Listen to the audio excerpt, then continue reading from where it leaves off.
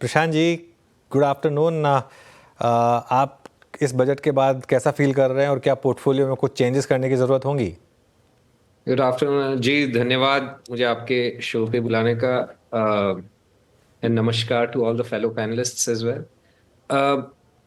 नहीं, बजट के बाद में ऐसा कोई पोर्टफोलियो में हमारे कुछ खास चेंज की मुझे लगता नहीं है टीम को ज़रूरत महसूस होगी, क्योंकि जैसे अपनी पिछली बार भी बात हुई थी, पोर्टफोलियो में बॉटम अप स्टॉक सिलेक्शन के थ्रू एक तो इन्वेस्टमेंट किया जाता है, and already consumption related exposure more than adequate है पोर्टफोलियोज में, बिसाइड्स टेक्नोलॉजी एंड फाइनेंशियल्स के। तो आई डोंट सी कि कुछ बजट के चलते खास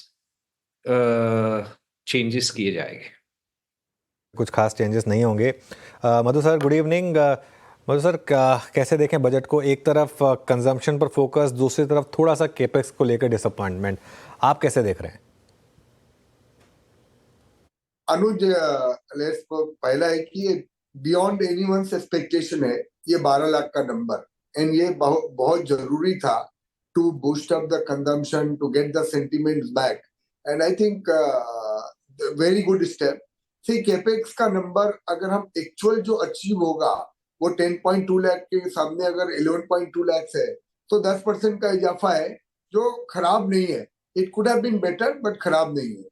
अनुज, मेरे हिसाब से जो मोस्ट इंपॉर्टेंट चीज ये बजट ने डिलीवर किया है वो है direction to compliance and regulation.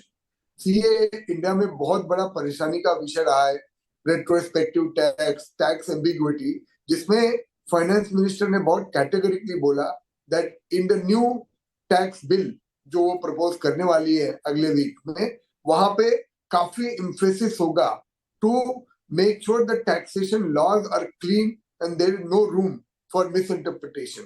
So, अनुज, ये बजट के नंबरों में बहुत ज्यादा मैनेवरेबिलिटी नहीं होती है, पर ये जो गवर्नमेंट का इंटेंट है कि डिरेगुलेट करना है, क्लीन करना है एंड एम्बिग्विटी हटानी है और ईज ऑफ डूइंग बिजनेस को अच्छा करना है, वो मेरे हिसाब से सबसे बड़ा पॉजिटिव है इस बजट का।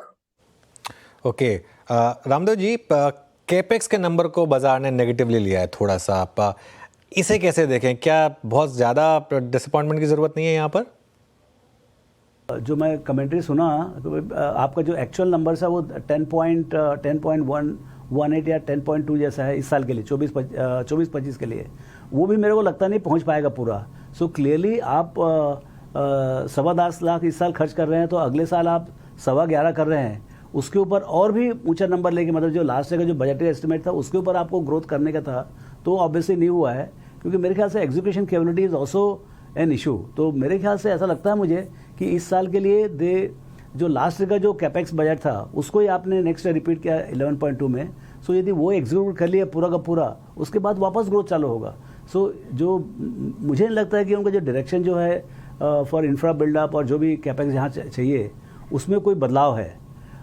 सिर्फ बदलाव यही है कि भाई जो आप कंजम्पशन को कम्प्लीटली इग्नोर कर रहे थे पहले बजट्स में, डिस्पाइट सब सजेशन के बाद भी वो कम्प्लीटली इग्नोर कर रहे थे और वो पूरा इंडस्ट्री एकदम बैठ गया था, वो आपने थोड़ा सा परकअप किया है by giving this tax free up to 12 lakh. So वो जो बूस्टर जो हुआ उसके कारण से क्या पूरा बाजार बैठा था कैपेक्स के साइड में, और थोड़ा सा टेलविंड आया आपके कंजम्पशन के साइड में। सो तो वो चर्न जो हो रहा है वही बाजार में आज दिख रहा है। बिल्कुल। प्रशांत जी, आपका क्या व्यू रहेगा इसके ऊपर? क्या मार्केट आज कैपिटल गुड स्टॉक्स की काफ़ी पिटाई भी हुई, पहले इन स्टॉक्स ने काफ़ी अंडर परफॉर्म किया है, क्या ये नंबर थोड़ा सरदर्द बनेगा मार्केट के लिए या इट्स ऑल फाइन? सी, देखिए, रामदेव जी ने जैसे एक्सप्लेन किया कि हाँ, बजट में जो कैपेक्स नंबर पहले 8-10 साल जो सरकार की थी वहां पे हाई टीन्स में ग्रोथ हुआ कैपिटल एक्सपेंडिचर का, स्पेंडिंग का। अभी जुलाई बजट में करीबन 10% का प्रोजेक्टेड था। तो इन्वेस्टर्स को ऐसा था कि मे बी एक बजट है ये, सिर्फ may be this budget is lower, next budget में फिर से वो मिड टू हाई टीन्स में आ सकता है। अभी ये दूसरा बजट है इस सरकार का, और इसमें भी 10% ही इंक्रीज हुआ है इंडस्ट्रियल ये कैपिटल एक्सपेंडिचर में। तो अब इन्वेस्टर्स लोग will have to recalculate that assumption के फिर से 15-20% का ग्रोथ आ जाएगा, and that's reasonable to recalculate I think post the election last year. And वो कंजम्पशन की तरह ज्यादा झुकाव है सरकार का, वो काफी क्लियर था लास्ट बजट में भी, and that is how we should take it and move forward.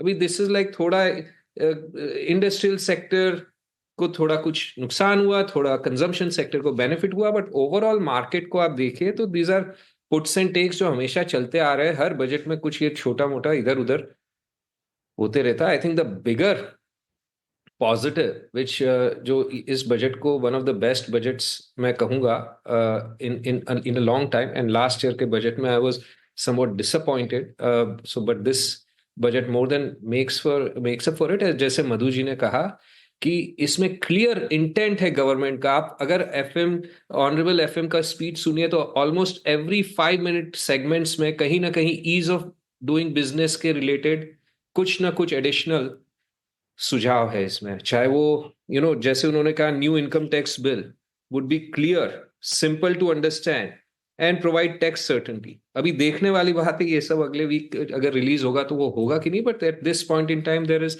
No need to doubt that. The only thing negative अगर मैं सोचूं इस बजट में ईज ऑफ डूइंग बिजनेस के हिसाब से जो मेरे खुद के पर्सनली काफी करीब है, वो कि गिफ्ट सिटी के लिए कुछ खास नहीं किया। बातें तो काफी गिफ्ट सिटी की हुई, बट जो मेन मुद्दा है जिसके वजह से कोई भी फंड मैनेजर्स हमारे जैसे वापस से इंडिया नहीं आ सकते, गिफ्ट सिटी नहीं मूव हो सकते, नहीं GIFT City can be a major driver और major boost to job creation not only in gift city but more broadly and economic growth का एक वो important हिस्सा हो सकता है जो पिछले 15 साल में because of some small issues has just not moved forward the way honorable prime minister अपने मोदी जी का जो ड्रीम है गिफ्ट सिटी के लिए वो अभी तक साकार हो नहीं पा रहा है, एंड वो इस बजट में भी उसको एड्रेस नहीं किया गया है। That is a major negative I think GIFT City के लिए and budget में, but बाकी otherwise keeping that aside budget ease of doing business जो हमेशा मेरा नंबर 1 मुद्दा रहता है उसके लिए काफी पॉजिटिव कहा जा सकता है। ये बात तो खैर मैं मानता हूँ आपकी कि शायद गिफ्ट सिटी के लिए कुछ रह गया, लेकिन क्योंकि अब हम बात कर रहे थे एफएमसीजी, कैपिटल गुड्स, इंफ्रा की, सुनील जी एक बार ये जो आज बजट के मेन सेक्टर्स रहे, एक तरफ एफएमसीजी कंजम्पशन में शानदार रैली, दूसरी तरफ कैपिटल गुड्स में डिक्लाइन, इन पर आपका क्या व्यू रहेगा? आई थिंक कंजम्पशन जैसा मैंने पहले कहा था लास्ट 1 साल में थोड़ा सा वीक था, और ऐसे भी बजट के पहले भी हमारा व्यू था कि कंजम्पशन अगले साल भर के लिए 2 साल के लिए काफी ठीक लग रहा है। मानसून्स बहुत अच्छे रहे हैं, रूरल इनकम अच्छी है, और थोड़ा सा एक लेटेंट डिमांड भी है।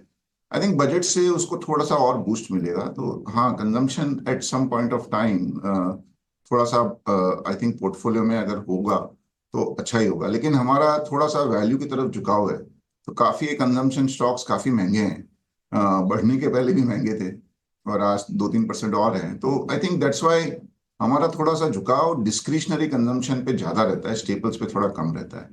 केपेक्स जैसा मैंने कहा, इंडिया हैज टू ग्रो, तो इंफ्रास्ट्रक्चर हो, पावर हो, एयरपोर्ट हो, अक्रॉस एग्रीकल्चरल इंफ्रा हो, वाटर इंफ्रा हो, I think we can not live without infra and capex. तो आई थिंक उसमें हमारा व्यू पहले भी पॉजिटिव था, अभी भी पॉजिटिव है, और बजट ने ऐसा कुछ नहीं किया कि जिससे हमारा व्यू में कुछ चेंज आए। ऑब्वियसली इस साल कैपिटल एक्सपेंडिचर का क्या एलोकेशन है वो अभी तक पता नहीं है, वो देखना अभी भी बाकी है, बट ऐसा स्पीच को सुन के it is only positive not negative.